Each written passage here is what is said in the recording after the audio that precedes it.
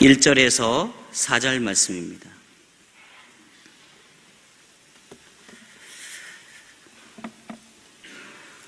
마태복음 4장 1절에서 4절 말씀을 다 같이 함께 읽겠습니다. 그때에 예수께서 성령에게 이끌려 마귀에게 시험을 받으러 광야로 가사 40일을 밤낮으로 금식하신 후에 줄이신지라. 시험하는 자가 예수께 나와서 이르되 내가 만일 하나님의 아들이거든 명하여 이 돌들로 떡덩이가 되게 하라. 예수께서 대답하여 이르시되 기록되었으되 사람이 떡으로만 살 것이 아니요 하나님의 입으로 나오는 모든 말씀으로 살 것이라 하였느니라 하시니. 아멘. 지금 담임 목사님 나오셔서 세 가지 시험이라는 제목을 가지고 귀한 말씀 전해주시겠습니다. 오늘 예배에 나오신 여러분들에게 주님의 은혜와 축복을 기원합니다. 우리 옆에 계신 분하고 인사하실 때 내일이 부부의 날입니다. 그래서 주님 사랑하듯이 남편 사랑합시다, 아내 사랑합시다 인사 나누시겠습니다.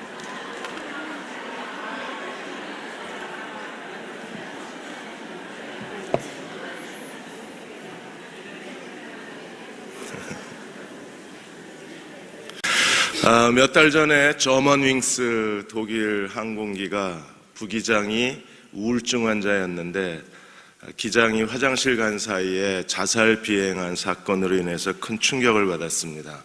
2015년에만 이런 자살 비행이 있었던 것이 아니라 1997년에 싱가포르 실크 에어에서 자살 비행이 있었고 99년도에는 이집트 항공이 여전히 그 기장이 스스로 자살 비행을 해서 타고 있던 승객 전원이 사망한 사건이 일어났습니다. 2013년도에도 모잠비크 항공에서 똑같은 기장의 자살 비행 사건으로 인해서 승무원, 승객 전원이 사망한 사건이 일어났습니다. 조종사 한 사람의 자살 비행이 그 비행기에 타고 있는 사람들은 저항할 수도 없고 거부할 수도 없고 그냥 조종사의 자살 비행에 모두가 다 사망을 당하는.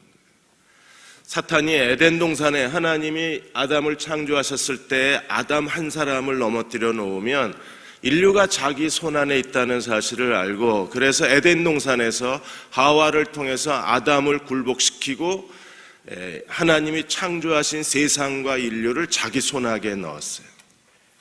이제 예수님의 공생애가 시작이 됐습니다. 요단강에서 침례를 받으시고 예수께서 하나님을 보내신 메시아의 대관식이 요단강에서 열렸어요. 이제 예수를 넘어뜨려야 사탄은 여전히 자기가 이 세상을 지배할 수 있습니다. 메시아를 넘어뜨리기 위해서 그는 오늘 4장 본문에서 예수를 40일 금식하시고 굶주리신 예수를 세 가지로 시험을 해요. 예수를 넘어뜨려야 자기 왕국이 존재하는 겁니다. 예수를 아담을 넘어뜨린 사탄은 둘째 아담 예수 그리스도를 굴복시켜야 그래야 자기의 권세가 유지될 수 있다는 걸 아는 거예요. 예수님은요, 침례 받으실 때 성령이 비둘기같이 임재하셨다고 했습니다. 비둘기는 새로운 세상을 알리는 하나님의 사인이라고 그랬어요. 새로운 세상이 열려야 합니다. 그러기 위해서 먼저 성령이 예수를 광야로 몰아넣으셔서 4장 1절에 예수께서 성령에게 이끌려 마귀에게 시험을 받으러 광야에 가셨다. 마귀에게 시험을 받으러 광야로 가셨다. 창세기 1장에서 하나님이 지으신 모든 게 보기에 아름다웠습니다. 그러자 마귀가 시험을 합니다. 욥기 1장에서 하나님이 욥에 대해서 칭찬을 했습니다. 그러자 마귀가 욥을 덮쳤습니다. 요단강에서 예수께서 침례 받으실 때 이는 내 사랑하는 아들이요 내 기뻐하는 자라 하나님이 예수님을 인정하시고 칭찬하시자 마귀가 덮쳐요. 그래서 칭찬받을 때 주의하라고 하는 말이 거기서 나오는 겁니다. 칭찬하면 사탄이 와서 건드려요. 그런 사람이 아니라고, 욥에 대해서도 그런 사람이 아니라고 건드려서 욥은 모든 걸 다 잃어버렸지만 결국에 예수님께서 인정하신 대로 욥은 자신의 믿음을 지켜낼 수가 있었습니다. 예수님도 마찬가지입니다. 내 사랑하는 아들, 내 기뻐하는 자라 정말 이러고 마귀가 시험을 하는 거예요. 사탄은 예수님을 어떻게 시험했나요? 2번이나 내가 만일 하나님의 아들이거든, 하나님의 아들이 되라는 겁니다.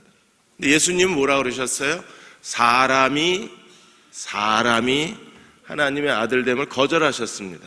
왜 그랬나요?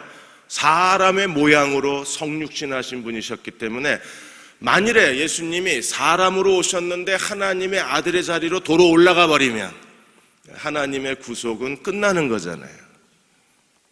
왜 그렇습니까? 로마서 5장 12절에서 21절까지 사람 첫째 아담으로 말미암아 인류가 죄와 사망이 이른 것처럼 둘째 아담을 통해서 우리가 의와 영생의 자리로 가야 되잖아요.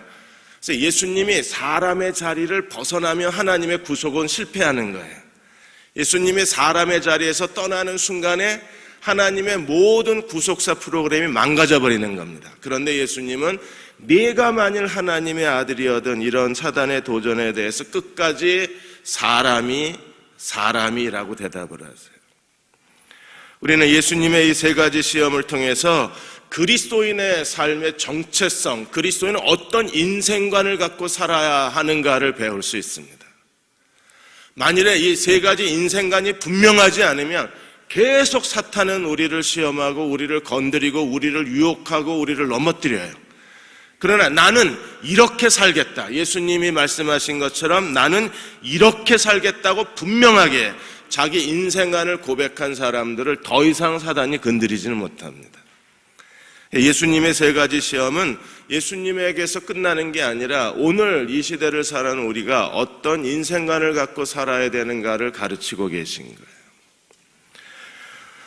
하나님께서 성령이 예수님을 광야로 데리고 가셔서 시험을 받게 하신 것처럼 때로 성령은 우리를 광야로 데려가셔서 시험을 받게 하실 때가 있습니다. 성령께서 우리를 광야로 데려가셔서 시험을 받게 하시는 목적은 단 하나예요. 예수님이 이러한 그리스도인의 영적 자아상을 보여주신 것처럼 우리가 성숙한 주님의 제자가 되어서 나는 이렇게 사는 사람이라고 하나님 앞에서 고백하는 사람이 되기를 원하고 계신 겁니다. 그래서 예수님의 3가지 대답이 오늘 우리 모두의 동일한 신앙 고백이 되셔야만 돼요. 제니 베이커 목사님이 하나님께서 그리스도인의 삶 속에서 마치 다이아몬드를 만들어내듯이 하나님이 자기 백성을 연단하고 계시다고 우리에게 말씀했습니다. 하나님이 이렇게 말씀하십니다. 너는 흔하지 않다. 너는 어디서나 사랑받는 사람이 될 것이다. 너는 아름답다. 언제 이렇게 됩니까? 하나님이 우리를 연단하신 다음에. 다이아몬드는요, 탄소로 만들어지는 겁니다. 그리고 다이아몬드는 저 땅속 깊은 곳에서 가스와 뜨거운 열과 강한 압력을 통해서 만들어진 게 다이아몬드입니다.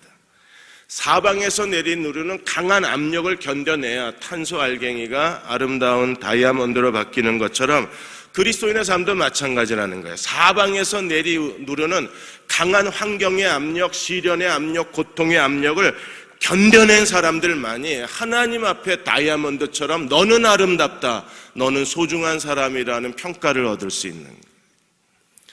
몸과 마음을 다 부셔버리는 듯한 산산조각 나는 것처럼 힘드는 시간들이 계속 멈추지를 않습니다.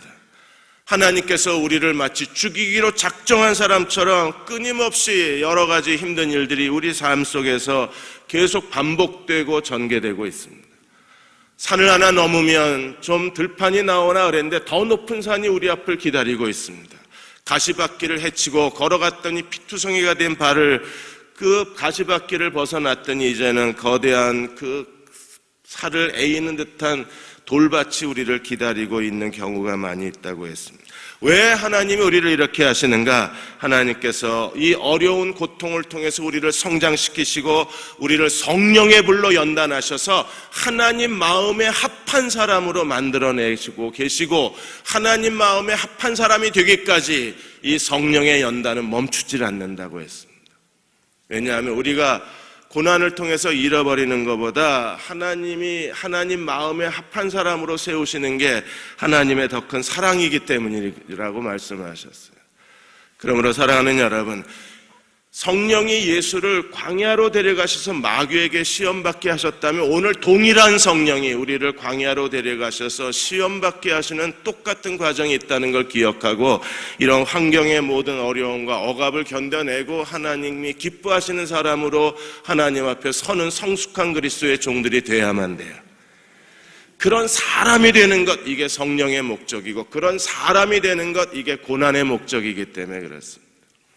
세 가지가 있습니다. 첫째로 4장 3절과 4절에 보시면 시험하는 사람이 어떻게 했습니까? 예수께 나와서 네가 하나님의 아들이여든 명하이 돌들로 떡덩이가 되게 하라.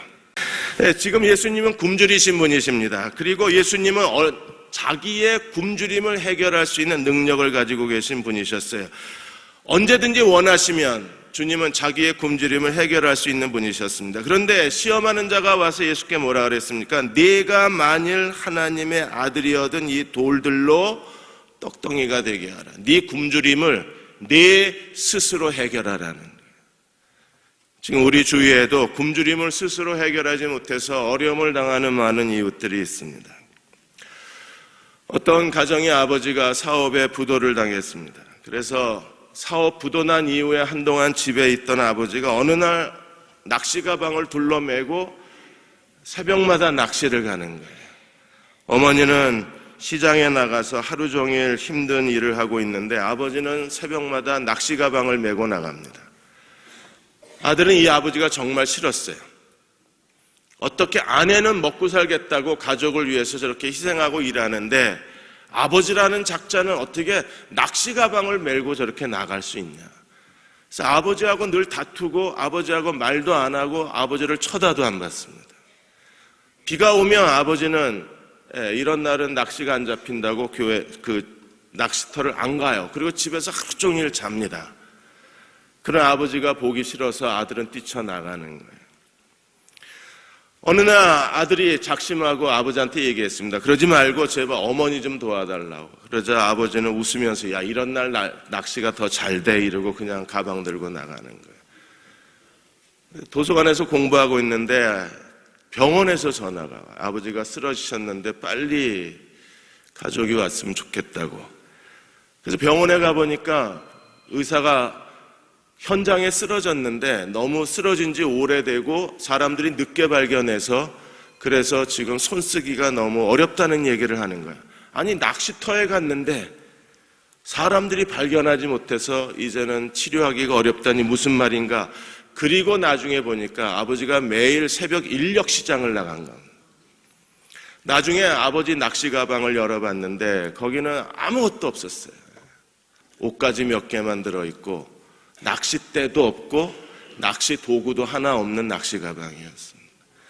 아버지는 자식이 일용직 노동자로 일하는 게 자식들이 부끄러워할까봐 그걸 숨기고 낚시 가방을 메고 매일 새벽에 인력시장에 나가서 공사판에서 일을 하고 계시다가 넘어지셨는데 아무도 발견을 하지는 못한 거였습니다. 산다는 게 이렇게 힘겨운 날들이 우리 앞에 있습니다. 우리는 여전히 우리 가운데 네가 만일 하나님의 아들이어든 먹을 것부터 해결하라는 요청을 받아요. 예수님이 어떻게 대답하셨습니까? 4절에 보시면 사람이 떡으로만 살 것이 아니요 하나님의 입으로 나오는 모든 말씀으로 살 것이니라. 신명기 8장 3절을 인용하셨습니다. 하나님이 40년 동안 이스라엘 백성에게 만나를 먹이신 이유는 뭐예요? 이걸 가리키기 위해서, 뭘 가리키기 위해서? 만나, 먹을 걸 주시고 하나님이 뭘 가리키길 원하셨습니까? 사람이 떡으로만 사는 것이 아니요 하나님의 입에서 나오는 모든 말씀으로 사는 줄 네가 알게 되기를 원하는. 하나님이 그렇게 우리를 어렵게 하시고 힘들게 하시고 가난과 궁핍에 내던지셨다가 삶의 고통의 골짜기를 지나가게 하시는 이유는 어디에 있습니까? 사람이 무엇으로 살아야 되는가를 알게 하시는 거예요. 하나님 말씀으로 산다는 게 무엇입니까? 육신의 삶은, 이 세상의 모든 인간의 삶은 먹을 것 가지고 살아야 돼. 음식을 갖고 살아야 됩니다. 음식이 사람이 살아가는 기본 규례예요. 아무도 이 음식의 기본 규례에서 벗어날 사람이 없어요. 그래서 최근에 먹방이 유행하는 이유도 사람의 기본적 욕구가 거기에 있어서 그런 겁니다. 그러면 하나님의 사람의 영적 삶의 욕구 기본 규례는 어디 있습니까? 하나님 말씀에 있는 거예요. 우리는 하나님의 말씀, 하나님이 우리에게 하시는 말씀을 따라서 살아야 되는데 여기서 하나님 말씀을 무엇을 의미할까요? 제일 처음에는요, 우리에게 주신 하나님 말씀을 의미합니다. 또 이 여기서 기록되지 않은 말씀은 우리에게 어떤 의미가 있습니까? 그거는 하나님께서 우리에게 무엇을 어떻게 하라고 지시하신 하나님의 명령을 조차 순종하는 데 있는 거예요. 예수님은 철저하게 하나님의 명령을 따라서 사셨던 분이십니다. 요한복음 5장 19절에 내가 진실로 너희에게 이르노니 아들이 아버지의 하시는 일을 보지 않고는 아무것도 스스로 할 수 없나니 아버지께서 행하시는 그것을 아들도 행하느니라. 주님은 스스로 자기가 아무것도 결정할 권한이 없는 사람이라고 인정을 하셔요. 나는 아무것도 결정할 수 없는 무능한 사람이다. 다만 무엇을 따라 살아요? 하나님이 행하시는 것을 보여주시는 대로 산다는 거예요.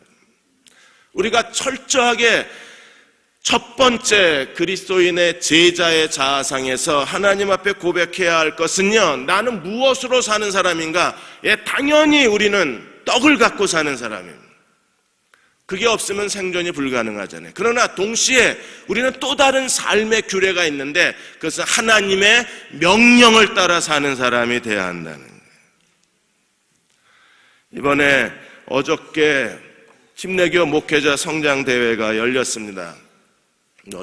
침례신문에 한 1000여 명이 모였다고 그렇게 했습니다. 그래서 어제 새벽에 제가 강의를 했었는데, 그래서 강의를 하고 지금 우리가 어떤 일을 해야 되는가에 대해서 1시간 설교를 하고 이제 아침을 먹고 났는데 어느 한 목사님이 이제 저하고 대화를 나누었어요.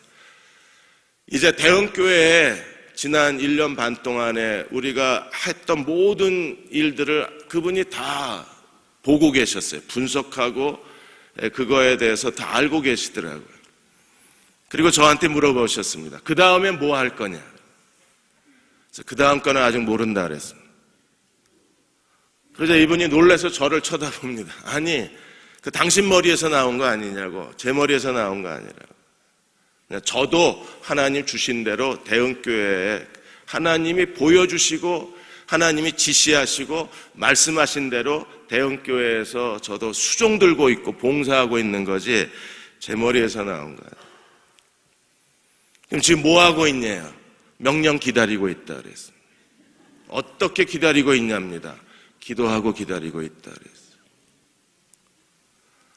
근데 이분이 한참 저를 보더니 그러면 다음에 하나님이 말씀하시면 자기를 불러다가 꼭 설명을 해달라요. 제가 꼭 불러다가 설명해 드리겠다 그랬어요. 지금까지 해온 일이 사람들은 조경호가 머릿속에서 그동안의 목회 경험을 가지고 한 줄 압니다. 아닙니다. 저는 철저하게 하나님께서 대흥교회에 지시하시고 말씀하시고 깨닫게 하시고 보여주시는 대로 저는 주님의 하나님의 종이 되어서 그분이 명령한 대로 순종한 거지 이게 제 머리에서 나온 게 아니에요. 사람들은 제 머리에서 나온 줄 알고 목회 아이디어 좋다 그럽니다. 아니요, 제가 한 게 아닙니다. 생긴 거 보십시오. 여기 머리에서 뭐가 나오게 생겼어요. 그래서 첫 번째는 철저해야 돼요. 이거는 타협할 수 없어요. 언제까지 기다리실 겁니까? 주실 때까지 기다려야지. 주님도 그렇게 대답하셨잖아요. 나는 스스로 아무것도 할 수 없나니. 주님도 무능하셨는데요. 여러분들이 자녀를 키울 때나 어떤 하나님의 일을 할 때나 자기 인생을 마주대할 할 때 이 고백이 우리의 고백이 돼야 돼요. 나는 스스로 아무것도 할 수 없나니 아버지가 보여주신 그대로 나도 행하느니라. 그렇게 사는 사람들이 하나님과 동행하는 사람들입니다. 하나님 우리의 삶에 깊은 관심을 갖고 계시고 우리의 삶에 모든 계획을 갖고 계시고 하나님은 우리의 삶을 하나님께서 함께 지혜로운 건축자가 되셔서 우리 인생을 만들어 주시기를 원하시기 때문에 우리는 그분의 명령을 듣고 순종하기만 하면 주님이 우리의 인생을 만들어 주시는 거예요. 두 번째로 5절과 6절에 보시면 두 번째 시험이 나옵니다. 예수를 거룩한 성으로 데려가다 성전 꼭대기에 세우고 또다시 똑같은 말을 해요. 내가 만일 하나님의 아들이거든. 그리고 기록되었을 때, 여러분 예수님이 기록되었을 때라고 대답을 하자 마귀가 성경을 들고 나온 거예요. 기록했을 때. 이게 정말 무서운 겁니다. 난 하나님 말씀으로 살 거야. 그래? 그러셔? 이러고 기록되었을 때 이거 들고 나오는 거예요. 사탄은요 얼마든지 모조품을 만들어낼 수 있어요. 사탄은 얼마든지 가짜를 만들어냈어요. 사탄은 얼마든지 거짓 하나님의 지시와 예언과 모조품을 만들어서 우리를 혼란스럽게 할 수 있는 거예요. 사탄이 어떤 말씀을 들고 들어왔습니까? 두 번째에서 시편 91편을 들고 왔는데 다 잘라버리고 자기 필요한 것만 들고 나온 거예요. 뭐라 그랬습니까? 그가 너를 위하여 그 사자들을 명하시리니 그들이 손으로 너를 받들어 발이 돌에 부딪히지 않게 하리라. 이 말씀이 왜 나왔는지, 이 뒤에 뭐가 있는지 앞뒤 다 잘라버리고 요것만 달랑 들고 와서 성전 꼭대기에다 예수를 세우고 뛰어내려. 기록되었을 때 뭐라 그랬어요? 내 발이 땅에 닿지 않게 하시라. 매직 쇼가 일어날 거다. 마술 같은 일이 일어날 거다. 네가 떨어졌는데 하나님이 너를 보호하신 게 보면 사람들이 너를 영웅시할 거다. 네가 메시아인 줄 알 거다. 네가 메시아임을 입증해라. 이렇게 얘기를 해요. 뭘 가지고? 기록되었을 때. 그래서 예수님이 뭐라 그러셨어요? 7절에 또 기록되었을 때. 기록되었을 때 싸움이 된 거예요. 또 기록되었을 때 주 너희 하나님을 시험하지. 우리는 하나님 말씀대로 살아야 합니다. 이건 믿음이에요. 그런데 하나님 말씀을 가지고 장난치는 건 하나님을 시험하는 겁니다. 여러분 믿음은 뭐예요? 하나님이 말씀하시고 지시한 대로 순종하는 건 믿음입니다. 그런데 하나님 말씀하지도 않았는데 하나님 말씀을 가지고 와서 하나님을 그걸 강요하는 건 하나님 시험하는 거예요. 몇 년 전에요, 어느 목사님이 죽었을 때 교인들이, 사모님이 그 남편이 부활한다고 하나님 말씀하셨다는, 그래서 시체를 교회에 놔둔 적이 있었어요. 여러분 이거는요, 하나님은 성경에 뭐라 그랬습니까? 내가 마지막 날 무덤이 열릴 거라 그랬지 예외가 있다고 말씀하신 적이 있어요? 부활은요, 모든 사람이 마지막 날 그리스도가 오실 때 부활하게 될 거예요. 그런데 예수님이 부활하신 것처럼 자기 남편이 부활한다고 하나님이 말씀하셨다고 강요를 하는 겁니다. 그래서 계속 시체를 뒀는데 부활했나요? 아니요. 결국 경찰이 가져가 버렸습니다. 내게 말씀하지도 않았는데 내가 성경을 다 앞뒤 잘라버리고 내가 필요한 것만을 하나님께 들이대고 이 말씀대로 내게 역사해달라고 그러면 이건 시험하는 거예요. 하나님을 시험하는 겁니다. 그러나 하나님이 말씀하신 대로 우리가 순종하면 그건 하나님께 대한 믿음이 되는 거예요. 그래서 하나님을 믿는 사람인지 하나님을 시험하는 사람인지 우리가 구분을 할 필요가 있습니다. 하나님 말씀을 이용하면 안 돼. 내가 원하는 걸 얻기 위해서 사람들을 속이고 사람들에게 환심을 얻기 위해서 그리고 뭔가 신령한 사람처럼 보이기 위해서 하나님 말씀을 이용하면 그 하나님 시험하는 게 되는 거예요. 우리는 겸손한 마음으로 하나님 앞에 나아가서 하나님의 말씀을 기다려야 합니다.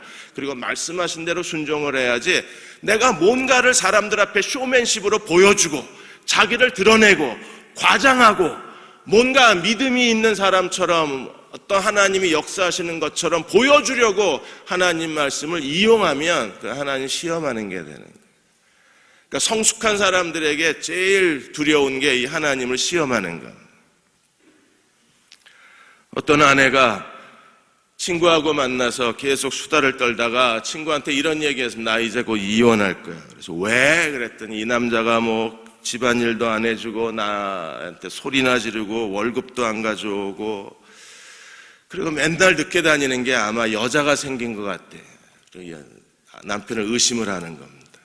그래서 내가 남편이 혹시 여자가 생긴 게 아닐까 크게 의심이 돼서 밤에 잠도 못 자고 먹지도 못하고 그래서 체중이 8kg나 빠졌다는 거예요. 그래서 친구가 그럼 그렇게 힘들게 살지 말고 이혼해. 이혼하면 되는데 왜 그래 그랬더니 15kg 빠질 때까지 기다리고 있대. 남편에 대한 애정 때문에 고민하는 게 아니라 어쨌든 남편을 최대한 이용해서 자기 이익을 채우자는 거. 설명해 주셔야 이해하시는군요. 여러분, 믿음과 하나님을 시험하는 것 차이 이해하셨어요? 우리가 제대로 사람들을 그냥 외면해서 그렇지 어떤 경우에는요 하나님을 시험하고 사는 경우가 너무 많아요. 하나님이 너한테 그렇게 말씀하셨어? 그렇게 말씀하셨대요. 정말? 정말이래요. 근데 제가 보기에는 왜 하나님이 너한테 그렇게 말씀하셨을까? 대답을 잘 못해요. 저도 잘 이해가 안 되고. 근데 그걸 하나님이 자기에게 이렇게 말씀하셨다고 그걸 붙드는 경우가 많이 있는데 이게 자기 착각인 경우가 많이 있는 거예요. 너를 보여줘. 세상에 너를 보여줘. 이거예요. 지금 예수님을 성전 꼭대기에 왜 세워놨어요? 널 보여줘. 이거잖아요. 널 보여줘. 사람들이 너를 환호하고 사람들이 너에게 열광의 박수를 보낼 테니까 너는 이 말씀 의지하고 뛰어내리기만 하면 사람들이 너를 환호할 거다. 만일에 예수님이 뛰어내렸으면요 죽었어요. 왜? 하나님이 말씀하신 게 아니었기 때문에 하나님이 예수님을 발이 땅에 닿지 않게 할 하나님 책임이 없는 거예요. 그냥 예수님은 뛰어내려서 그냥 자살한 것처럼 됐을 거예요.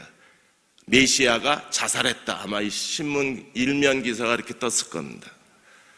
이 차이를 이해하고 우리가 하나님 앞에 성숙한 그리스도의 종들이 되시기를 축원합니다. 세 번째 시험이 7절에서 10절까지입니다. 8절에서 마귀가 또 그를 데리고 지극히 높은 산으로 가서 천하만국과 그 영광을 보여 이르되 만일 내게 엎드려 경배하면 이 모든 것을 내게 주리라. 이제 내가 만일 하나님의 아들이어든 이 얘기가 없어졌어요. 왜? 안 통하거든 이게. 야, 구세주가 돼. 메시아가 돼. 네가 하나님의 아들인 걸 보여줘. 예수님이 거부하신 거예요. 그러자 이제 더 이상 내가 하나님의 아들이어든 이 얘기를 쑥 빼고 사탄이 자기 본색을 드러내요. 처음으로 예수님 앞에서 사탄이 자기의 정체를 드러내고 예수님에게 뭘 보여주었어요? 천하만국과 그 영광. 천하만국과 영광은 누구 거예요? 사탄 거예요. 하나님에게 이걸 빼앗았어요. 도둑질했어요. 그래서 세상 임금은 누굽니까? 마귀예요. 마귀가 도박을 벌이는 겁니다. 자기가 가지고 있는 전부, 세상의 영광과 세상의 만물과 세상의 모든 물질적 부와 세상의 모든 아름다운 걸 다 한 판에 걸고 절만하면 주겠다는 겁니다. 마귀가요, 다 없어도 돼. 난 다 잃어버려도 돼. 내가 가진 거 다 줄게. 나 빈털터리가 돼도 돼. 거지가 돼도 돼. 네가 나한테 절만하면 이거 다 줄게. 너 가져. 마귀가 정말 그렇게 도박을 벌였을까요? 예, 만일에 예수님이 마귀에게 절을 했으면 예수님은 버림받았을 것이고 천하만국과 영광은 전부 다시 누구께 됐을까요? 사탄의 소유가 되는 거죠. 이게 우상숭배의 함정이 여기에 있는 거예요. 여러분, 마귀가 예수님께 가서 세상 영광 부 그 아름다움을 보여주고 절만해. 너 다 줄게. 얼마나 이게 큰 유혹이었겠어요. 오늘 목사들이 받는 유혹 중에 제일 큰 유혹이 이겁니다. 성공한 목회자가 되라. 큰 교회 목사가 되라. 세상이 너를 우러러볼 것이다. 아니, 하나님이 함께 하시는 종이라고 사람들이 너를 인정해 줄 것이다. 제가 목회자 성장대회를 잘 안 갑니다. 이번에도 설교 새벽이라 그나마 갔습니다. 새벽이라. 안 가는 이유가 거기 설교하는 목사님들을 보면 침례 교단 내에서 다 성공한 큰 교회 목사들만 거기 서요. 저는 그게 너무 싫었습니다.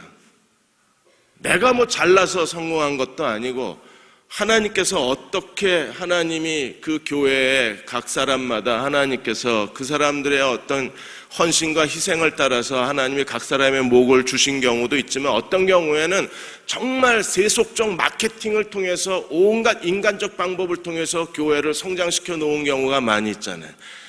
이 교회 저 교회 골목교회 성도들 다 뺏어다가 자기 자리 차리한 경우도 사실 많이 있잖아요. 솔직하게 얘기 들어서. 그런데 거기에 앞에 서서 성공한 목사라고 그래서 목회자 성장대회에 거기서 설교한다는 게 너무 부끄러운 거예요. 낯뜨거운 겁니다. 그러면 그 사람들은 성공한 사람이고 골목교회에서 성도 어저께 대전 CTS에서 그 김광득 PD하고 얘기를 들었는데 거기서 순회 예배를 드리는데 어느 한 교회는 한 50여 명이 애들까지 한 50여 명이 모여 있는데 그 교회에 가서 이 김광득 PD가 너무 그 교회의 아름다움과 순수함 때문에 너무 감동을 크게 받고 온 거예요. 그래서 광고를 하는데 여러분 교회는 작은 교회가 아닙니다. 여러분 교회는 내가 본 교회 중에 가장 큰 교회입니다. 자기도 모르게 그렇게 그 교회를 칭찬해 주고 왔대요. 정말 작지만 아름답게 목회하는 사람들 많습니다. 목자의 마음을 가지고 자기의 목숨까지 내놓고 교인들을 위해서 희생적으로 섬기는 사람들 많이 있습니다.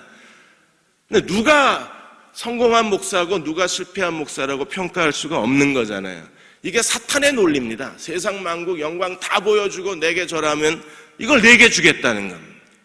예수님 뭐라고 대답을 하셨어요? 10절에 보시면 사탄아 물러가라 기록되었으되 주 너희 하나님께 경배하고 다만 그를 섬겨라. 사탄아 물러가라. 이 한마디에 사탄은 물러가게 돼 있어요. 우리가 이런 세속적 유혹이 들 때마다 교만이 꿈틀거릴 때마다 뭔가 사람들 앞에 자기를 드러내고 싶어서 마음에 욕망이 생길 때마다 우리는 즉각적으로 사탄아 물러가라 소리를 지르는 종들이 되어야 합니다. 요즘에 왜 코스타를 안 가느냐고 어떤 분들이 저한테 묻는데 코스타가 어느 사이에 성공한 그리스도인들의 무대가 돼버렸습니다. 사회적으로 세상적으로 뭔가를 성취해내서 다른 사람보다 더 많이 가진 자들의 무대가 돼버린 이상에 더 갈 수가 없더라고요. 얼마나 더 많이 가졌느냐가 하나님의 기준은 아니잖아요. 그런데도 우리는 여전히 우리의 의식과 사고 속에서 얼마나 더 많이 가졌느냐가 기준이에요.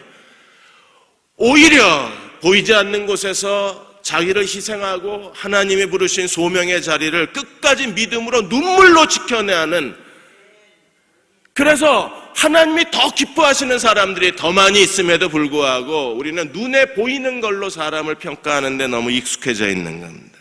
모든 세속적 욕망에 대해서 우리는 단호하게 거절해야 합니다. 그렇다고 세상에 대해서 하나님의 쓰임받기를 거절하는 건 아닙니다. 여러분, 하나님이 쓰신 사람들은 전부 치고 올라간 사람들이에요. 그들은 세상 사람들보다 더 위에 서서 하나님의 영광과 하나님의 능력을 세상에 보여준 사람들입니다. 하나님께 쓰임받는 거하고 이런 세속적 욕망하고는 다른 거예요.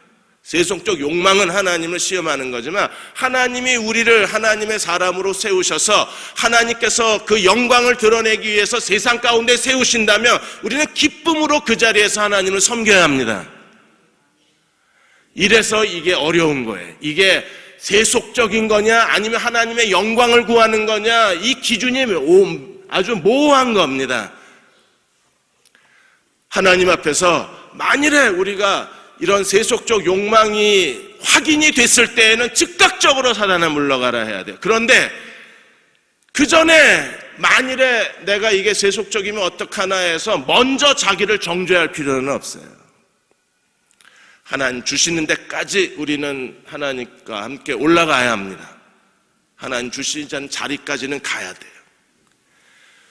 왜요? 거기서 하나님의 더 큰 일들을 감당해낼 수 있기 때문에. 사도 바울이 사도행전 지금 성서지리 하시죠? 사도 바울의 전략을 보면 대도시를 쳤습니다. 길거리로 안 들어갔어요. 왜? 대도시를 통해서 복음이 골목으로 흘러들어가는 게 그게 가장 정확한 하나님 나라 확장의 하나님의 전략인 거예요. 여기도 마케팅도 똑같아요. 마케팅도 대도시에서 골목으로 흘러들어가게 하는 게 세상 마케팅 전략입니다. 세상 마케팅이나 하나님 나라 전략이나 다 똑같아요. 대도시를 정복해야, 그래야 골목을 정복하는 거예요. 그런 것처럼 어디까지가 세상적 욕망이고 어디까지가 하나님의 뜻이냐 잘 모를 때가 많이 있어요. 그때는요, 그냥 가는 데까지 가는 거예요. 어느 날 하나님께서 우리에게 그걸 보여주시면 그때 우리가 사탄아 물러가라 하면 돼요. 세속적 욕망을 얘기하면 사람들이 자꾸 움츠려듭니다. 어떻게 움츠려들어요? 아이, 그냥 평범한 게 좋아. 아니요, 평범한 게 좋은 거 아니에요. 어떤 사람들은 하나님이 그를 데려가시는 자리까지 가야 할 사람들도 있어요. 요셉이 만일에 평범한 대흥동 동사무소 동장이었는데 요셉이 7년 가뭄에서 애굽을 건져낼 수 있었을까요? 못합니다. 어디였기 때문에 가능해요? 바로의 제2인자였기 때문에 가능한 거예요.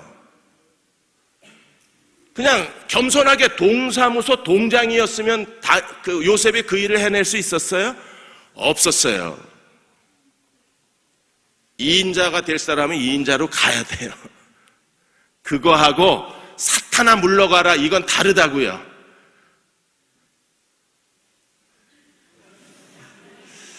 얼굴이 계속 읽혀지지가 않아요. 이해가 된 건가? 이해되셨죠? 하나님께 크게 쓰임 받으십시오. 크게 쓰임을 받으십시오. 그러나 사탄의 제안은 거절해야 돼요. 그걸 알고 행하는 사람들이 정말 복이 있는 겁니다. 마태복음 6장 24절에 사람이 하나님과 재물을 겸하여 섬길 수 없기 때문에 그래요. 하나님을 섬긴 결과로 오는 것, 이건 정말 영광스러운 겁니다. 그런데 재물을 섬기는 결과로 오는 것, 이건 사탄아 물러가라 소리를 질러야 되는 거예요. 주님이 어떻게 이 사탄의 모든 시험을 이겨내셨나요? 하나님 말씀, 신명기를 다 인용을 하셨어요. 여러분, 성령에 이끌려서 마귀에게 시험을 당하셨는데 예수님은 말씀으로 대답을 하셨어요. 어떤 사람이 성령 충만한 사람입니까? 하나님 말씀으로 무장된 사람, 하나님 말씀으로 채워진 사람, 하나님 말씀으로 사단의 모든 공격을 이겨낼 수 있는 사람들이, 그 사람들이 성령 충만한 사람들이에요. 저희가 온 힘을 다해서 하나님 말씀에 엎드리자고 얘기하는 이유가 여기에 있는 겁니다. 신약이 뭐예요? 새 언약이 무엇입니까? 예레미야 31장 33절에 말씀하신 것처럼 하나님의 법이 우리 마음에 있는 게 신약이잖아요. 하나님이 우리 생각과 우리 마음에 하나님 말씀을 기록해 놓으셨다고 하셨습니다. 그러므로 성령의 인도하심을 따라 사는 사람들은 하나님의 말씀에 자유로운 사람들이에요. 그리고 말씀을 따라 순종하는 사람들입니다. 하나님의 말씀하신 대로 자기 인생을 만들어가는 사람들이 성령 충만한 사람들입니다. 오늘 이 아침에 나오신 여러분, 우리가 오늘 이 말씀 앞에 우리도 결단을 하십시다. 사람이 떡으로만 사는 것이 아니요 하나님 말씀으로 산다는 것을 우리가 결단하고 하나님을 쫓아가야 돼요. 이미 그렇게 20년, 30년, 40년 여러분들은 하나님을 섬겨 오셨습니다. 우리는 하나님을 시험하는 자리에 들어가는 걸 경계해야 되고, 무엇보다도 하나님을 경배하고 하나님을 섬기는 자리에서 움직이지 말아야 돼요. 그 자리에 서 있으면 하나님이 어느 날 우리를 더 영광스럽게 하실 것이고, 하나님이 쓰시는 그릇으로 세워주실 것이고, 하나님이 우리를 통해서 이 땅에 하나님의 말씀과 하나님의 사랑과 하나님의 공의가 땅끝까지 전파되는데 우리 모두를 귀하게 사용하여 주실 것입니다. 말씀 안에 거하는 저와 여러분이 되셨으면 합니다. 지금은 대흥교회가 하나님 말씀에 무릎을 꿇어야 될 시간입니다. 우리가 하나님 말씀에 무릎을 꿇기만 하면 하나님 말씀이 우리를 끌어내기 시작할 거예요. R.A. 토레이가 이런 말을 했습니다. 진짜 기도는 어떤 기도냐 하면 하나님 말씀이 우리 속에 충만히 거해서 그 말씀에서 기도가 흘러나올 때 이게 진짜 기도라 그랬어요. 그러니까 하나님 말씀에서 튀어나오는 기도가 이게 하나님이 기뻐하시는 기도요, 성령의 기도가 된다 그랬어요. 마찬가지로 지금 저희가 기다리는 게 하나님 말씀이 채워져서 하나님 말씀에서 뭔가가 흘러나왔을 때 그게 대흥교회의 비전이 되고 하나님 말씀에서 흘러나온 게 대흥교회의 목표가 되고 하나님 말씀에서 흘러나온 게 앞으로 대흥교회의 하나님 앞에 감당할 우리 사명이 될 거예요. 그걸 기다리고 있는 겁니다. 하나님 말씀에 사로잡힌 바 되어서 날마다 말씀을 읽고 묵상하고 그 가운데 기록한 대로 행할 뿐 아니라 하나님 말씀에서 하나님 말씀이 기도를 불러일으키는 사람들, 하나님 말씀에서 자기의 비전을 찾는 사람들, 하나님 말씀에서 자기 인생에 남은 사명을 찾아내는 종들이 되셔서 마지막 때 하나님께 성숙한 종들로 쓰임받게 되시기를 주의 이름으로 축원합니다.